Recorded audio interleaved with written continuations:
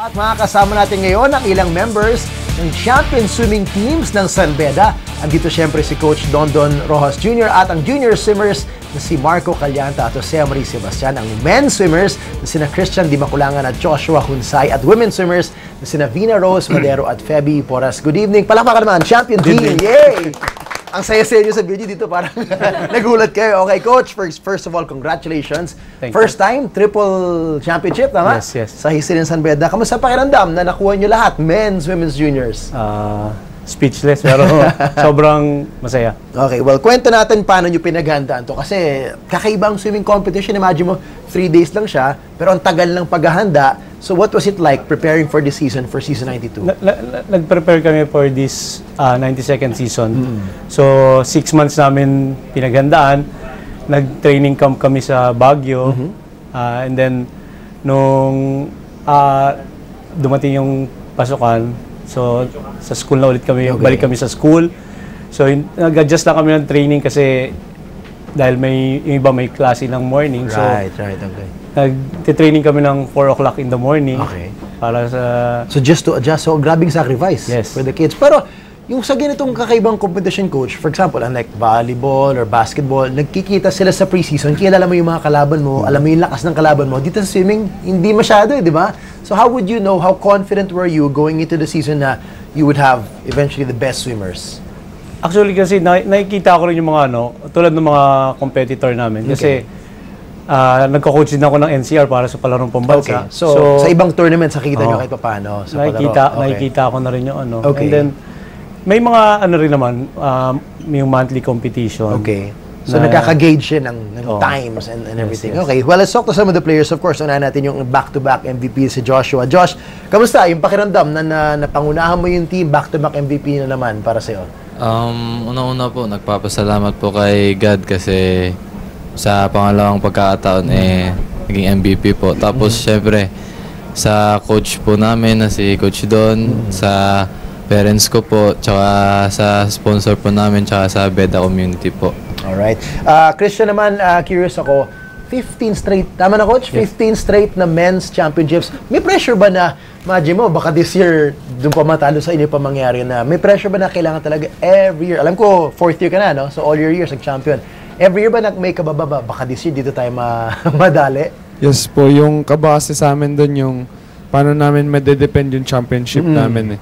Kasi every year na sinasabi sa amin ni Coach na papasok yung season, sabihin sa amin na huwag niyo isipin yung 14th pit, yung 15, isipin niyo panibagong championship na gusto niyo makuha. Kasi kayo yung sila yung champion, kayo yung kailangan kumuha ng championship sa kanila. So yun yung mabigat sa amin na kailangan namin, hindi pala kami champion, kailangan namin siyang kuhanin. Correct. Galing. Great mindset na binibigyan ni Coach. So the girls naman, Feby, your second year, no? So, can you get a mic from Christian? Nung first year mo, anong pakiramdam? Nung first year mo, pagpasok mo sa program, parang wow, 4 years straight na nag-champion to women's team, baguhan ka. Paano ka makakatulong sa team at anong pakiramdam mo nun?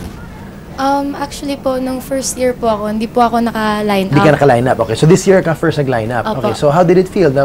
So technically rookie ka. Parang ngayon. Okay. Anong pakiramdam na nag-rookie ka tapos you help the team win it again?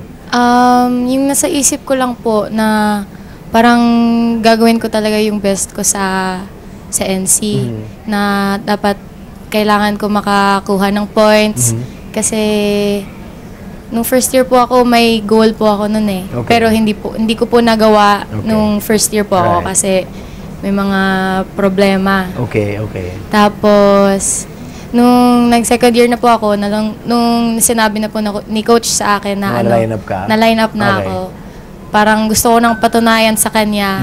Tsaka nagpapasalamat din po ako sa kanya na parang may tiwala po siya sa akin para to swim on those events na bibigay niya sa akin. Vina, ano bang sikreto ng San Beda team? Bakit tuloy-tuloy? Ano bang sikreto kay Coach Don? Ano meron sa inyo na 15 straight championships kayo 5 straight? Siyempre po is disiplina po. Yun po yung unang-una. And then hard work and syempre prayer po. Okay. Yun talaga. Yun yung mga key nila. Okay. Let's go to the juniors naman. Si Jo Marie, si Marco nandiyan. Pabot ng mic sa kanilang dalawa. First championship, tama? I guess, or first ever ba, Coach, sa juniors? Or first in a long time? No, after 12 years. 12 years, okay. So finally, natalo nyo yung LaSalle Green Hills, Benilde. Anong pakiramdam na natalo nyo sila? Siyempre, sense of fulfillment. Okay. Kasi parang buong juniors life namin, ito talaga yung hinahangad namin. Yun yung goal, eh, no? Oo, Yes. correct, And correct. in fact, before the last event, nasa ready bench kami. Okay. Yung feel na namin na sa amin na to, Okay. we couldn't, let's say, keep in the emotions talaga. So umaapo na kumbaga excitement. Maapaw na talaga po sa amin. Umiyak na po kami sa Talaga? backstage. May isa pang laban? Opo. Pero because of the points, sure na, kuha na. Yeah. Okay. Marco, kwento mo naman sa amin, sinasabi ni Coach kanina na iba rin yung team effort na hindi naman ibig sabihin kailangan lahat ng events may gold kayo, pero kumbaga may matchup na ginagawa si Coach. Kamusta yun sa juniors? Paano yun nakatulong this year na napa-champion kayo? This way, so we have the heats and we have the preliminary rounds. So we have around 24 swimmers. 24, okay. So during the finals, they only take the top 8. Okay. And our target is to get our 3 swimmers into the finals. Yun yung goal, okay. And trying to eliminate as many other swimmers as possible, especially sa LaSalle. I see, galing. So if you get that, that's when you'll get more of the points. So if they get galing. 1 gold, Galing. then we get 2, 3, 4. Cool. Coach, para sa'yo, natanong ko na kay Vina ng konti, what's been the secret of the success of Sunbed? And now you have all the 3 levels in the championship. Actually, yung secret, talagang, lang kasi, yung mga swimmers, nag-respond sa program. At the same time, palagi kong inaano sa kanila yung self-discipline. Kasi hindi naman 24 hours nakabantay ako sa kanila. Correct. So it's up to them talaga. Na naman nila yung self-discipline nila, kaya Alright. ito yung naging resulta. Well, congratulations again at good luck sa season 93. So another 6 months preparation and we'll see. By then, baka babalik kayo dito and we'll celebrate your next championship. So congrats ulit guys. Salamat. Thank you. For more sports updates, keep watching The Score. And don't forget to subscribe.